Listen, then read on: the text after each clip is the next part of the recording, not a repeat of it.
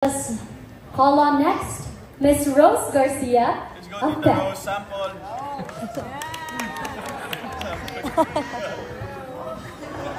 The Rose sample. Gusto niyo ba nang patuloy ito? Siyempre dun sa Dance Authority at sabi ko nga, sure lang, bonggang sukan na. Yan, of course, thank you, Marian Rivera.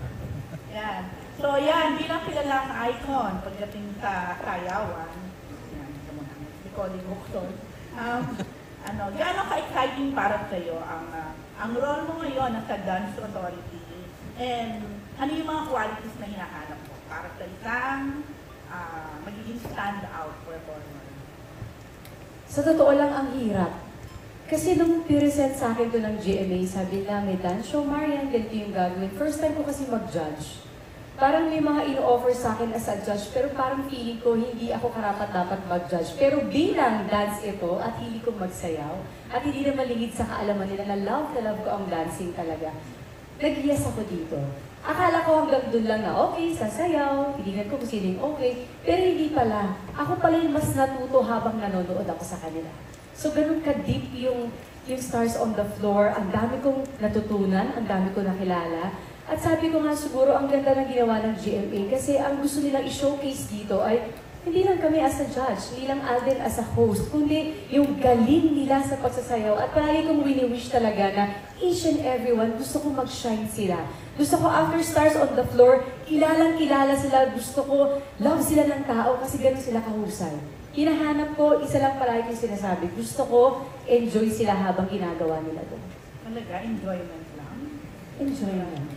Isa lang yun sa mga, pero syempre andyan naman for the technical, for kung ano man. Pero yun yung gusto ko habang sumasayaw sila, ini-enjoy nila yung bawat impact nila. Kasi laban nila to sa tagumpay. So gusto ko ini-enjoy nila, matalo, manalo, para sa amin as a judge, pag nag-uusap kami, walang tulak kabigin sa mga ito. Kaya sana mapanood nyo.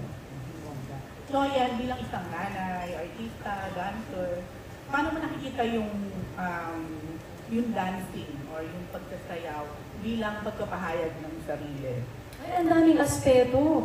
Actually, hindi lang sila magja-jazz, hindi lang magtatango, hindi lang mag-hip hop. Ito yung magaling, makikita niyo yung pagka-flexible o alam mo yun kung paano nila gagawin ang bawat sitwasyon at hindi sila pwedeng mamili kasi mismong yung mga bosses natin na eto ang gagawin yung genre ngayon, eto naman ang gagawin. So, lahat sila talaga all out doon. And of course, sa mga coaches natin na talagang nakakandahirap talaga gumawa ng choreo para lang every time na magti-taping kami, na kami, as a judge, parang nasashock kami na, oh, there's something new. Kaya each and everyone sa kanila, magugulat ka, akala mo first episode yun na. Second episode, iba na naman. Third episode, iba na naman. So, nakaka-proud maging parte ng Stars on the Floor. So, ikaw sa sarili mo, siyempre sa sarili mong karanasan, experience, kasi bukod sa pagiging magaling na actress, nakilala ka talaga namin sa pagiging mahusay na dancer.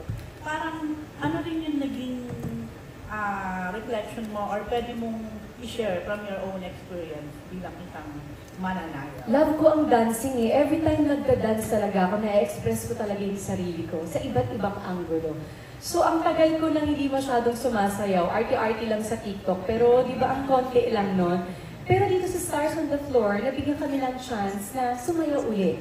So, marami kami, actually, may gagawin kami na wag ma-preempt, na hindi namin forte, pero tinake namin as a challenge dahil na-inspire kami sa mga to. So, aabangan pala ito. Good luck sa akin. Thank you. Thanks, Ate Rose. Marami po talagang aabangan. As a backstage witness,